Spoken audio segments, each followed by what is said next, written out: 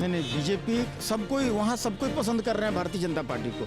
अब यहाँ ममता बनर्जी का कोई भी चाल, कोई भी दांव गलने वाला नहीं है। सबको एसआईआर के जरिए पहचान करके जो मर गए उनका नाम डिलीट किया जा रहा है, जो फर्जी हैं, वोटर हैं, विदेशी हैं, जो नागरिक घुसपैठी हैं, उनको चिन्हित कर करके बाहर डिपोर्ट किया जा रहा है। मोदी की सरकार में चुनौती है, बहुत कठिनाइयाँ हैं, वो दादागिरी करती है, पुलिस प्रशासन भी उनको सपोर्ट करती है वहाँ का, उनका दादागिरी में। तो ये एक जान लीजिए कि अब करो या मरो वाला हिसाब किताब वहाँ हिंदुओं को पास में दो ही विकल्प है, चाहे तो आप मोदी सरकार को चुनिए या फिर आप बांग्लादेश बनाने के लिए तैयार रहिए। हमारे ही द्वारा गलती हुआ है तो ये यहाँ ऐसे हैं।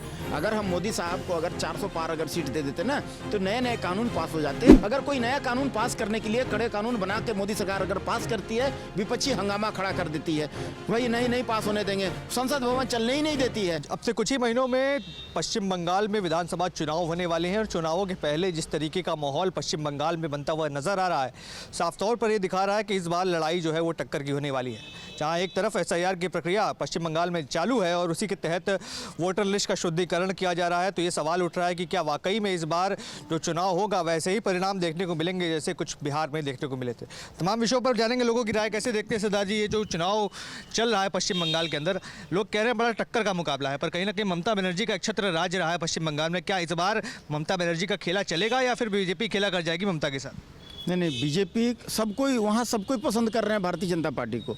अब यहाँ ममता बनर्जी का कोई भी चाल, कोई भी दांव गलने वाला नहीं है। लोग इनको पहचान चुके हैं, मक्कार हैं। ये जो है रोहिंग्या और जो है ना विदेशी घुसपैठी जो है उनके दम पर जीतना चाहती है, झूठ मतलब फर्जी तरीके से।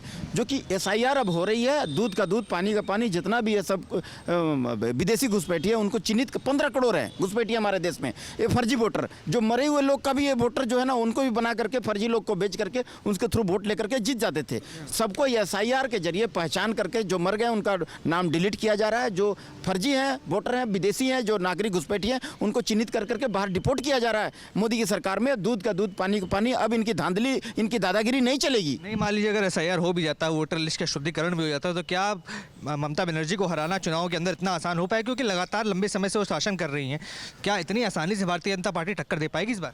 देखिए सर, चुनौती है, बहुत कठिनाइयाँ हैं, वो दादागिरी करती है, पुलिस प्रशासन भी उनको सपोर्ट करती है वहाँ का, उनका दादागिरी में।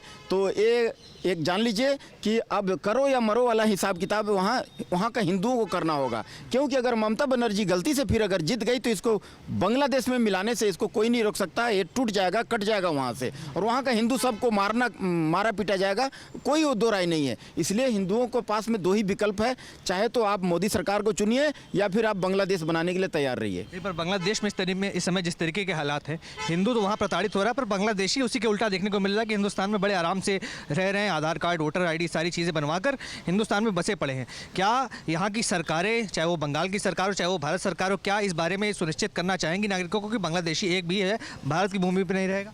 देखिए सर, अगर विदेशी घुसपैठी हमारे गरीबों को संसाधन लूट के खा रहे हैं, 15 करोड़ घुसपैठी हमारे देश में भरे हुए हैं, हमारे सभी संसाधनों पर जो है अपना ये दोस्त जमा लिए, अपना बिजनेस जमा लिए, अपना अड्डा जमा लिए, छीन लिए, सबका बिजनेस छीन लिए, हर जगह 15 करोड़ हैं। तो ये जान लीजिए कि ये हमारा अगर संसाधन नोच के खा रहा है तो मोदी सरकार इनको कुछ नहीं करने सकेगी। क्यों? क्योंकि जो है इसका जो गलती का ये जो खामियाजा हमें भुगतना पड़ेगा, क्योंकि इसका गलती हम ही किए हैं, हमारे ही द्वारा गलती हुआ है। तो ये यहाँ ऐसे हैं। अगर हम मोदी साहब को अगर 400 पार अगर सीट दे देते ना तो नए नए कानून पास हो जाते, इनको कान पकड़ के देश से बाहर फेंक दिया जाता। लेकिन हम गलती कर दिए, हम 400 वोट पार नहीं दिए, लंगड़ी सरकार बना दिए। मोदी सरकार अपाहिज है, 2-2 बैसाखी पकड़ी हुई है, लंगड़ा के चल रही है। कहाँ तक जाएगी भाई? अगर कोई नया कानून पास करने के लिए कड़े कानून बना के मोदी सरकार अगर पास करती है, विपक्षी हंगामा खड़ा कर देती है, भाई नहीं पास होने देंगे, संसद भवन चलने ही नहीं देती है। तो 99 सीट दे करके हम इनको कांग्रेस को मजबूत कर दिए। जो राम भक्तों पर श्री राम मंदिर के अगेंस्ट में 25 वकील की फौज खड़ा किए थे, ऐसे दुष्टों को, ऐसे राक्षसों को जो 1984 दिया देश में इमरजेंसी लगाया, उस जैसे राक्षस को, जो करपात्री महाराज जैसे लाखों साधु संतों पर जो है गोली चलवाने का काम किया कांग्रेस, ऐसे कांग्रेस को हम 99 सीट दे करके मजबूत कर दिए। और टोटी भैया जो श्री राम भक्त पर जो है गोली चलवाने का काम उनका बाबूजी किए थे, उनको हम 37 सीट दे करके मजबूत कर दिए। तो संसद भवन कानून पास होता है संसद भवन में, सांसद लोग कानून पास करते हैं, उनका नाम के आगे माननीय लगाया जाता है। तो ऐसे सांसद को हम 37 सीट दे करके 37 सांसद जिता करके हम टोटी भैया का हाथ मजबूत कर दिए और 99 सांसद जिता करके कांग्रेस का हाथ मजबूत कर दिए। तो एक कानून पास, नया कानून पास नहीं होने दे रहे मोदी सरकार को। तो अब जो मोदी सरकार जो है ना, गर्दन किसी और का पार्टी का हाथ में है, हाथ किसी और पार्टी का हाथ में, पैर किसी और पार्टी का हाथ में है, और मोदी सरकार का पूंछ जो है ना किसी और पार्टी का हाथ में। एक कानून को पास करने के लिए और उससे राय लो, उससे राय लो, उससे राय लो, उसको तेल मालिश करो, उसको तेल मालिश करो, इतना तिकड़म झेलना पड़ रहा सर।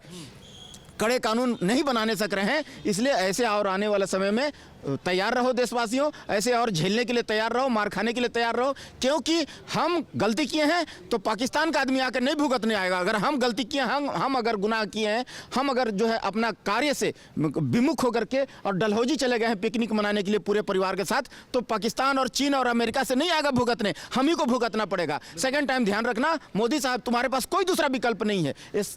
जितने 40 चोर है ना एक मंच पर आ गए हैं, सारे के सारे ठगबंधन, लुटेरे, चोर, डकैत, भूमाफिया, गुंडा, लोफर, आवारा, सारे के सारे जो है ना देश को लूटने वाले एक मंच पर आ गए हैं। और इनको अगर मजबूत करना है तो कांग्रेस को मजबूत कर देना, ऐसे ऐसे चोर डकैत को अगर हवा देना है, पनपाना है और इनको अगर मजबूत करना है तो तुम्हारे पास दूसरा कोई विकल्प नहीं है मोदी सरकार के सिवा। आप देख रहे हैं सौगंध टीवी, सौगंध वतन की।